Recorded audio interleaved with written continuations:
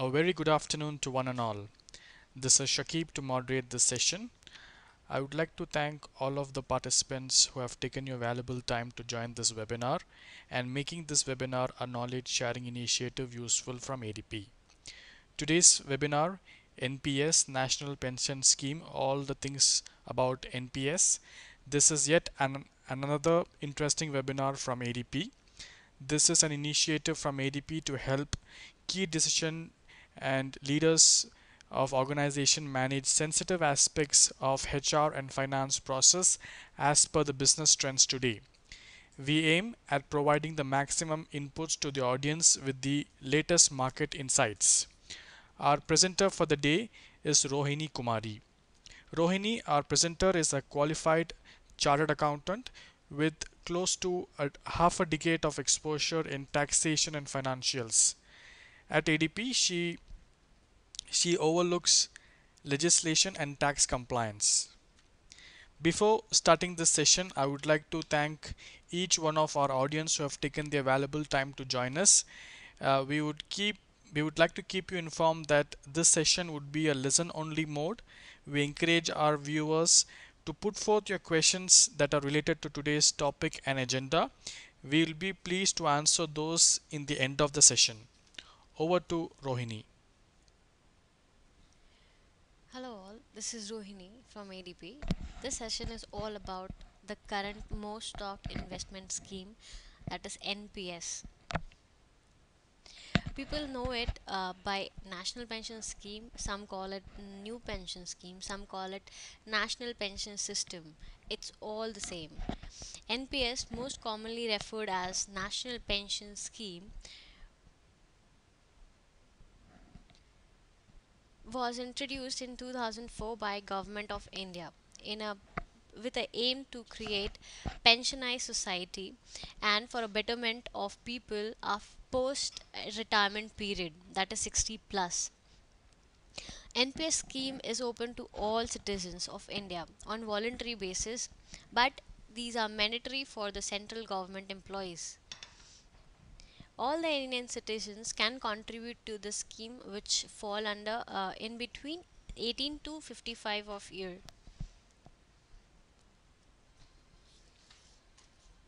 Let's go through the act. So NPS in Income Tax Act is majorly governed by the section 80CCD. This section is again subdivided into three subsections: 80CCD 1, 80CCD 2, 80CCD 1B. So let's talk about the first subsection. The first subsection moreover talks about the individual contribution. It says if an assessee is employed by the central government or is employed by any other employer on or after 1st of Jan 2004, or if the assessee is an individual who may be self-employed or under business or the charitable organization owner, that person can contribute up to 10% of his salary if he's an employee, or 10% of his gross total income of the previous year to any notified central government NPS scheme, and he can claim a deduction of the total amount contributed from his total income. The second section moreover talks about the employer contribution to NPS. The act says if in case of an assessee being an individual employed by a central government or underemployment by any other employer, if the employer on the behalf of the employee makes a contribution to NPS scheme, then the employee can the total amount contributed by the employer on employee's behalf is allowable deduction from the total taxable income of the employee, and the limit is 10% of the total salary of the previous year. Here salary for these two subsection means basic plus dearness allowance. Section 1b, subsection 1b was introduced recently in the finance bill of 2015, which again targets the individual contribution towards NPS. So this subsection says that in individual, whether employed or not, if he contributes any sum of amount towards NPS scheme, then he will be getting exemption of 50,000 rupees over and above the deduction he had already claimed under ATCCD 1 and ATCCD 1 2. There is a small line which is under, which says provided that no deduction under this subsection shall be allowed in respect of amount on which deduction has been claimed and allowed under subsection ATCCD 1. So simply if he claims the amount of 50,000 in ATCCD 1, he cannot claim the same amount in ATCCD 1B. So it's like either or for the individual. To summarize the whole act, the graph is given provided for your reference. The subsection ATCCD divided into three subsections. One governs the employee contribution or an individual contribution up to 10% of their basic or gross income for the previous year, which comes under the purview of ATCCE and is limited to 1.5 lakh. That simply means along with ATCCC, there is ATCCD 1. The whole threshold limit of the whole three sections is 1.5 lakh. The second subsection ATCCD 2 is employer contribution restricted to 10% of basic salary with no threshold limit. So if employer contribution say 2 lakhs, then you can claim 2 lakhs of total taxable exemptions. The third section ATCCD 1B is an additional contribution. So say you additionally contributed some 60,000 in this NPS scheme, then you can claim an additional benefit over and above this 1.5 lakh of it subsection 1 and employer contribution up to 50,000. So to quote an example and avoid any confusion, let's say you contributed as an employee 2 lakhs of rupees in NPS scheme. So you can claim this 2 lakh either in subsection 1 or either in subsection 1B. Because the subsection 1 provides you 1.5 lakh exemption limit, then you can claim 1.5 lakh out of that 2 lakh contribution in subsection 1 and you will get a tax exemption of 1.5 lakh. And again you contributed some 1 lakh in another NPS scheme account, then you can get an additional benefit over and above that 1.5 lakh which you have already claimed in subsection 1 by this one new introduction of 1B without affecting the employer contribution. Now we're going to talk about the regulatory authorities of NPS and its guidelines. So NPS is majorly governed by three regulatory authorities. One is Pension Fund Regulatory and Development Authority. The second one is NSDL. The third one is the group of bank and financial institutions which are involved in NPS. So the Pension Fund Regulatory and Development Authority was established in 2003 to promote NPS. For the last 11 years, it has been prudential regulator and has been covering 95 lakh subscribers from central and state government. NSDL majorly acts as a bookkeeping authority for NPS scheme. It is also known as CRA, that is Central Record Keeping Agency. Then NPS utilizes network of bank branches, financial institutions and post office to ensure seamless processing of NPS. These group of bank branches, financial institutions together is called as annuity service providers. The NPS scheme provides you two account system, that the tier 1 account and the tier 2 account. The tier 1 account is majorly mandatory for all the government servants. So if any government servant has to enroll under tier 1 account, the feature of this tier 1 account is that you have to compulsorily contribute 10% of your basic on an annual basis towards NPS. The second feature is there is no premature withdrawal allowed in this tier 1 account. Tier 2 account, whereas, is voluntary contribution, contributing account. So anyone can enroll in tier 2 account on a voluntary basis. There is no mandate to contribute on a regular basis. The only thing is you have to keep the minimum balance which is required in the account. The second feature of tier 2 account is that you can withdraw a certain sum of amount from the account prior to the retirement age, that is 60. Now we're going to talk about contribution guidelines. The pension fund regulatory and development authority provides the below guidelines for keeping the contribution in each of the accounts governed by NPS. So the minimum contribution is rupees 500. So every time you contribute, you minimum have to pay 500. The minimum of number of contribution to be made per year is 1 year. Now one per year. The minimum annual contribution, that is minimum balance to be kept in the account at the end of each year, is 6000 rupees. By any chance you make a default in any of these, then your account is deactivated, and you have a penalty of rupees 100 per year. By any chance, yeah, then to reactivate the account you have to make all these criterias live again. That is, your minimum contribution or the minimum balance should be there, that is 6000 rupees. You should contribute on yearly basis at least once. So that's the whole guideline criteria. Then there are withdrawal norms. The maximum or the maturity of this NPS scheme is 60 years. So by any chance if you withdraw or you exit this facility before 60 years, then 80% of your accumulated balance is kept in the account, whereas you can only withdraw 20% of the whole lump sum amount. If you exit the NPS scheme after 60 years, then only 40% of your total lump sum amount is kept as in the account to provide you post retirement benefit, that is annual monthly income or something like that, and 60% is paid to you in a lump sum amount.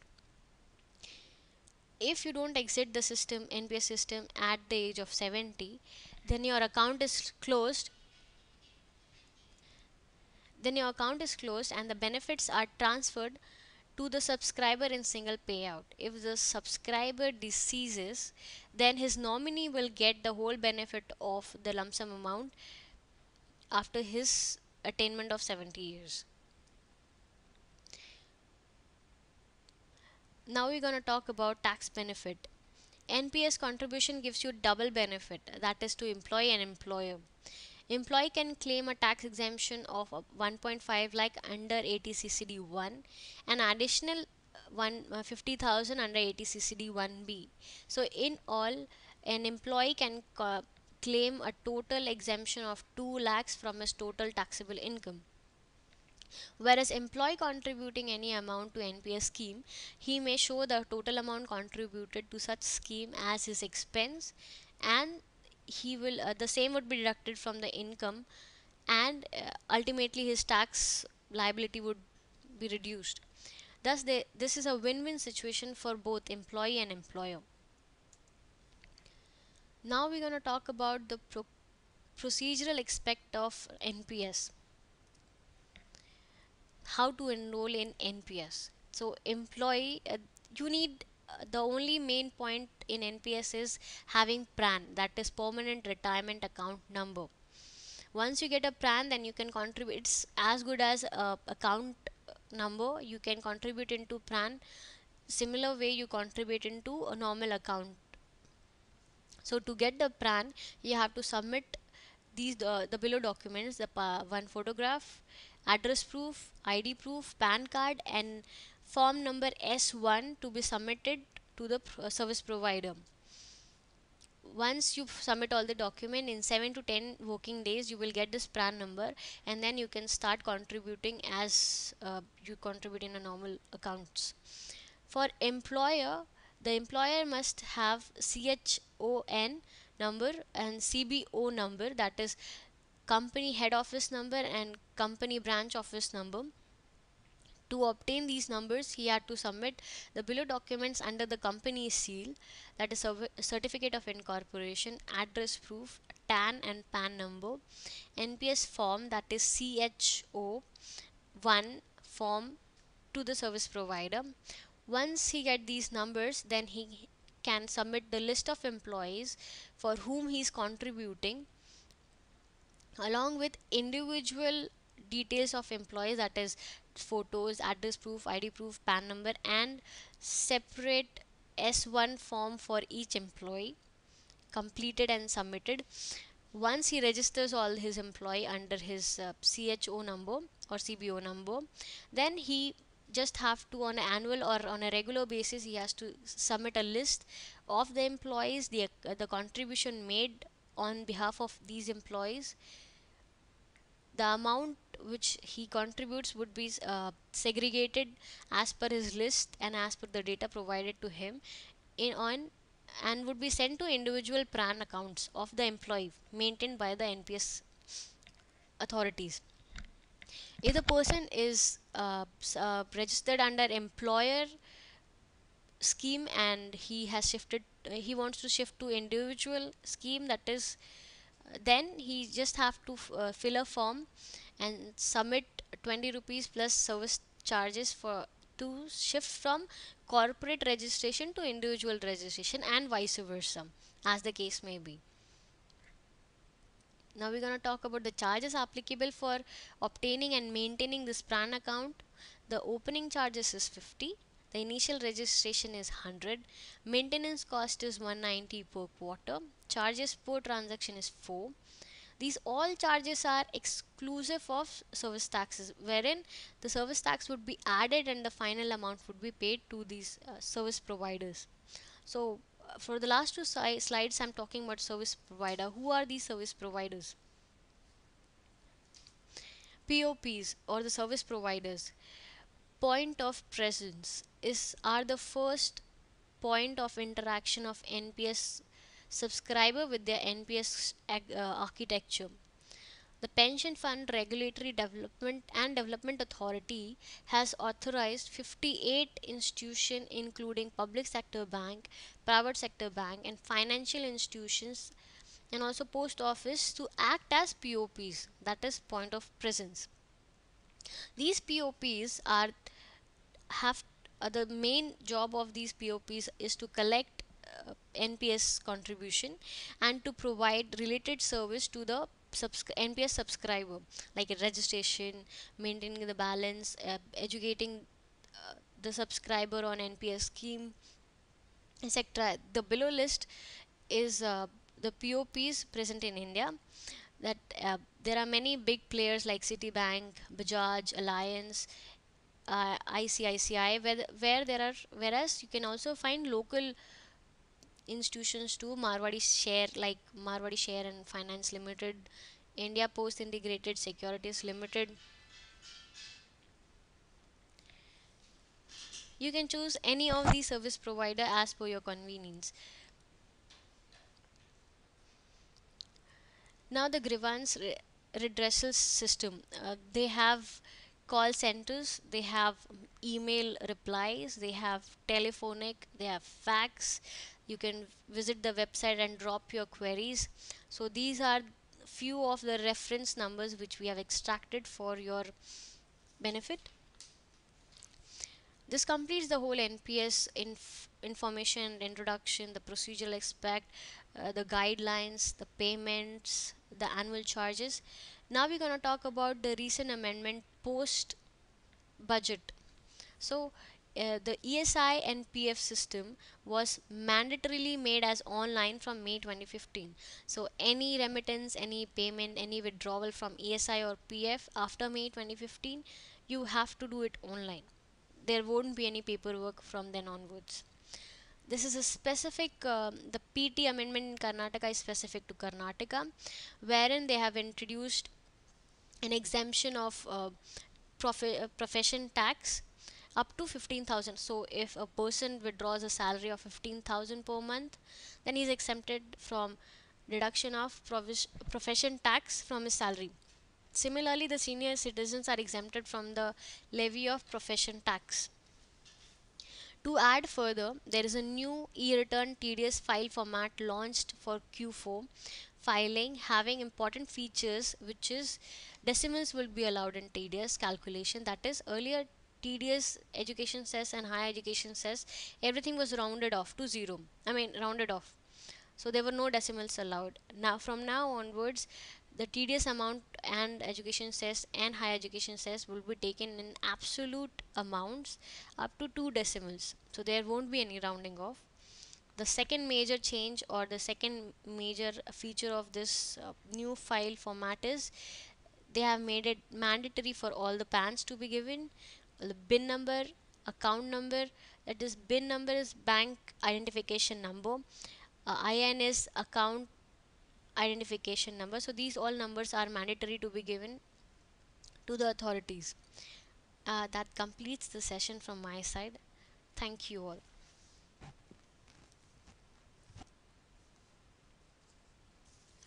Thank you, Rohini, for your interesting session. Hope this webinar was useful to each one of you. We would like to thank you once again for making this knowledge sharing initiative of ADP useful. We welcome your feedback. Please feel free to write to us at contactadp@adp.com. We would like to share details of our webinar shortly through emails. Please keep visiting ADP's webinar section on our website at adp.in. We have posted the videos of our past webinars for the benefit of all of our audience. Thank you so much for your time and patience. We hope to see you next time. Till then, goodbye from ADP. Thank you.